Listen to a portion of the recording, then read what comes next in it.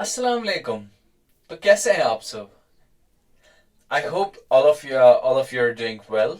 आज के वीडियो में हम बात करेंगे प्रेजेंट परफेक्ट के बारे में। जो प्रेजेंट परफेक्ट जो है ये हमारी एक्सप्रेशन नंबर थर्ड में आता है।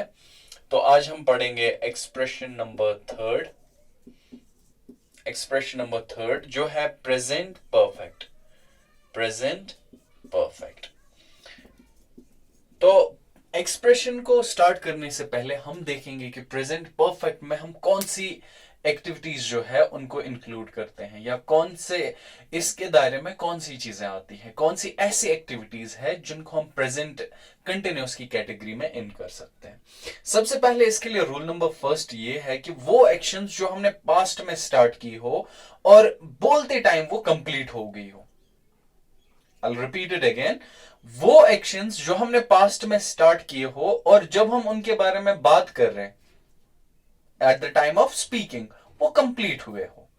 ओके तो इसके लिए रूल नंबर सेकंड आपको ये याद रखना है कि इसमें वो एक्शंस आते हैं जो हमने पास्ट में स्टार्ट किए और उनको हम अभी भी फील कर सकते हैं, या उनको हम अभी भी नोट्स कर सकते हैं।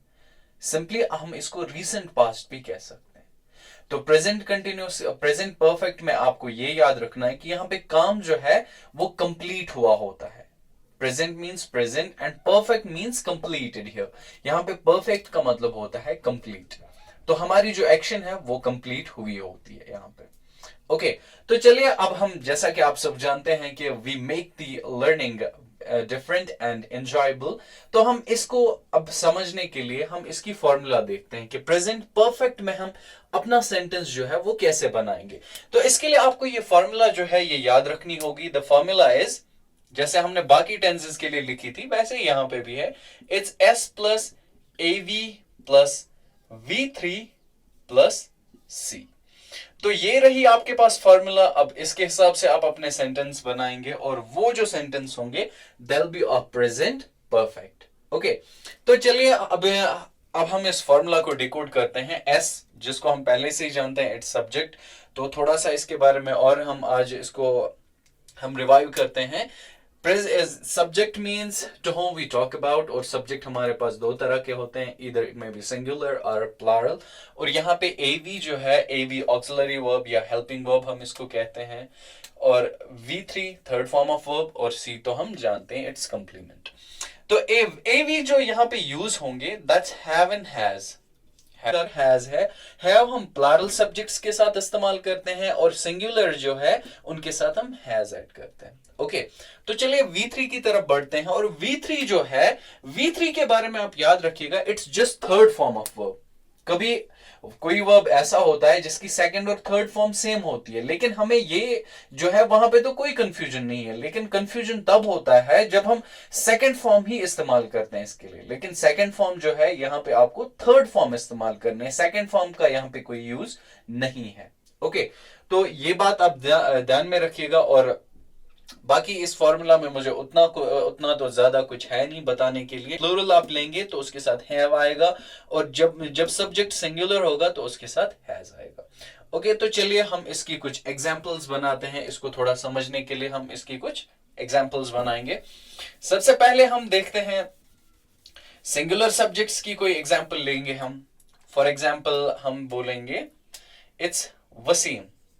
ओके तो वसीम जो है इट्स अ सिंगुलर सब्जेक्ट, और सिंगुलर के साथ जो हम ऑक्सिलरी इस्तेमाल करते हैं, ऑक्सिलरी वर्ब और हेल्पिंग वर्ब इस्तेमाल करते हैं, that is has. Waseem has. अब कोई थर्ड फॉर्म, फॉर एग्जाम्पल हम कंप्लीटेड लेंगे। Complete, completed, completed, completing, completed his work. Okay तो वसीम जो है उसने अपना काम कंप्लीट किया है। अगर हम इसको देखें तो ये हमें एक जवाब सा नहीं लग रहा है कि जवाब है सवाल का, क्या वसीम ने अपना काम किया है? जी किया है। तो यहां पे आप याद रखिएगा जो मैंने पहले स्टार्टिंग में कहा था कि वी, यहां पे क्या होता है प्रेजेंट परफेक्ट में, जो ये काम है ये कंप्लीट हुआ होता है बोलते टाइम, या ये रिसेंट पास्ट होता है, कुछ देर पहले ही काम हुआ होता है यहां पे। ओके तो चलिए आगे बढ़ते हैं। दूसरे एग्जांपल हमारी, हम प्लरल लेंगे। For example people. इसमें have इस्तेमाल होगा क्योंकि people is in plural, it's plural subject. People have, for example, protested against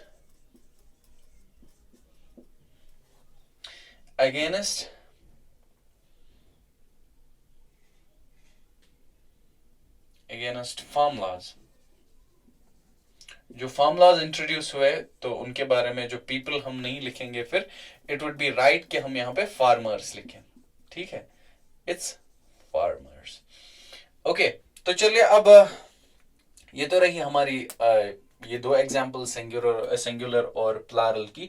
यहाँ पे एक और चीज है जो हमने जो कुछ स्टैंडर्ड बुक्स है ग्रामर की या ग्रामर की जो यूजुअली बुक्स होती हैं उनमें इस सब्जेक्ट जो है सब्जेक्ट को थोड़ा बड़ा किया जाता है और ऑक्सिलरी जो है उनमें हमें दिखता नहीं है. वहां पे हमें ये सेंटेंस जो है it looks like a giant, तो वहां पे हम इसको समझने में थोड़ी इसको प्रॉब्लम होती है. लेकिन वहां पे क्या होगा, फॉर एग्जाम्पल इट्स हम बोलेंगे the team of doctors have, okay, the team of doctors have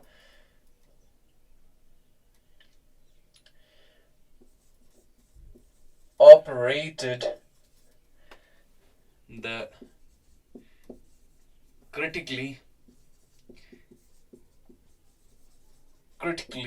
ill patient.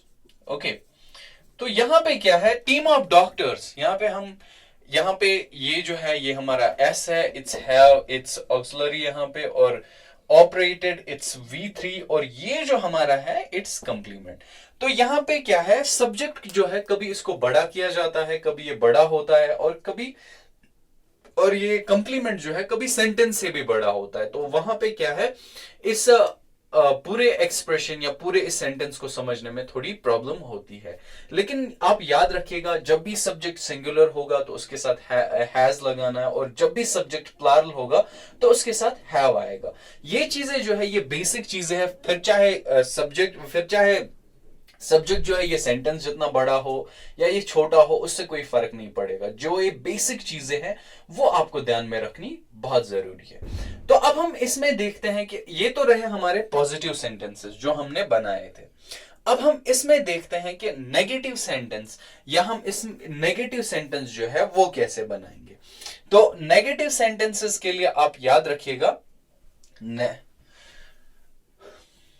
तो नेगेटिव सेंटेंसेस, अब हम नेगेटिव सेंटेंसेस को कैसे बनाएंगे. नेगेटिव के लिए आई थिंक कि सबको ये क्लियर होना बहुत जरूरी है कि नेगेटिव के लिए हम नॉट का इस्तेमाल करते हैं.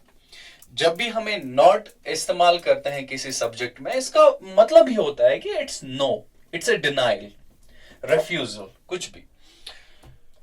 तो अब हमें देखना है नॉट हम इस में कहां लगाएंगे. अगर हम अपना जो सेंटेंस है इसको नेगेटिव सेंटेंस बनाएंगे तो यहां पे हमें नॉट कहां लगाना है. ओके, तो चलिए देखते हैं. सबसे पहले फॉर्मूला जो है ये यहां पे ऊपर रही, मैंने लिख के रखी आपके लिए, और यहां पे जो है ऑक्सिलरी के बाद आपको नॉट लगाना है. जैसे फॉर एग्जाम्पल हम बोलेंगे it's Isha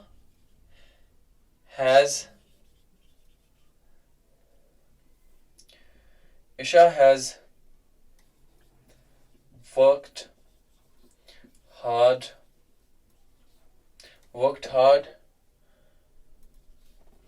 for her exams. Okay, तो ईशा जो है उसने बहुत ज्यादा मेहनत करी है अपने एग्जाम्स के लिए.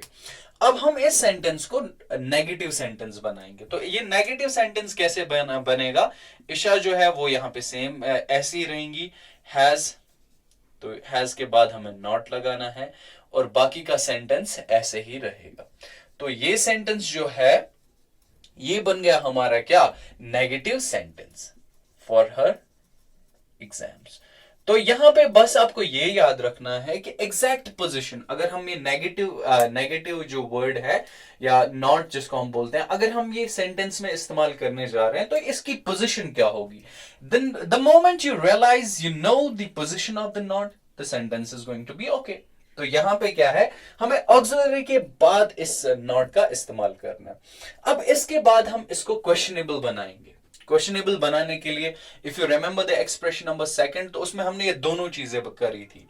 तो ना हम क्या करेंगे, जब हमें क्या करना, जब हमें सेंटेंस जो है उसका क्वेश्चन बनाना हो या ऑक्सिलरी वर्ब जो है, अगर किसी सेंटेंस में ऑक्सिलरी वर्ब इस्तेमाल हुआ है, हेल्पिंग वर्ब इस्तेमाल हुआ है, तो उसका क्वेश्चन बनाना बहुत ही इजी है। तो चले देखते हैं कैसे हम इसका क्वेश्चन बना सकते हैं। तो फॉर एग्जाम्पल मैं एक यहां पे हम लिखते हैं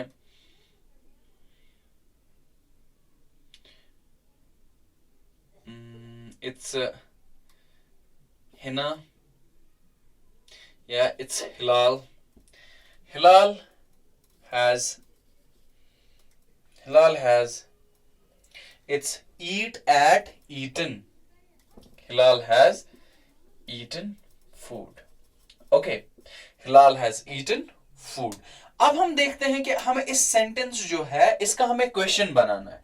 तो क्वेश्चन कैसे बनाएंगे हम इसका, ऑक्सिलरी वर्ब जो है वो सब्जेक्ट से पहले आता है, has Hilal eaten food.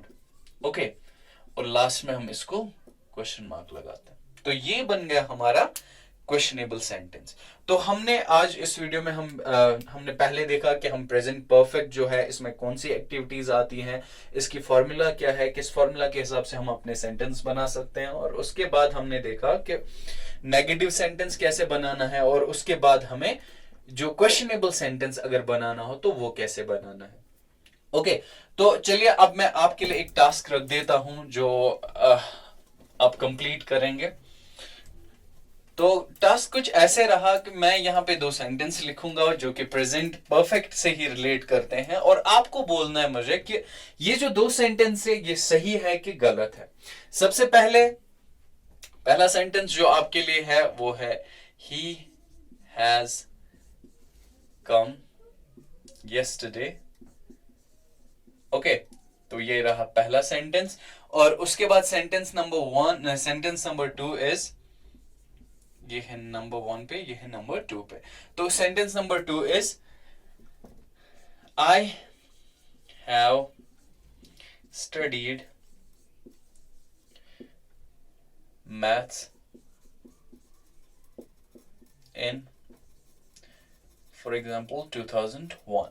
तो ये रहे आपके 2 सेंटेंसेस जो आपको बताने, ये सेंटेंस अगर सही है तो क्यों है, अगर गलत है तो क्यों गलत है। Okay, so with this we have completed expression number 3, और एक्सप्रेशन नंबर 3 जो है इसको कंप्लीट करके हमने अपनी तीसरी एक्सप्रेशन जो है कंप्लीट करी है।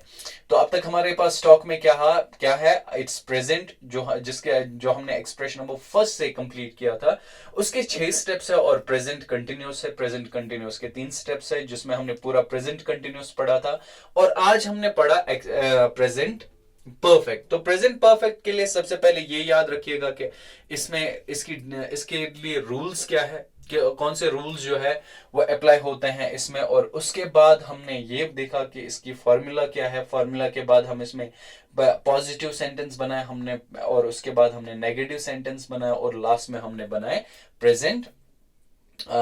हमने बनाए लास्ट में questionable sentence. I think it's enough, और अगर कुछ रहा so I will clear that in the next video. Till that, stay blessed, thank you.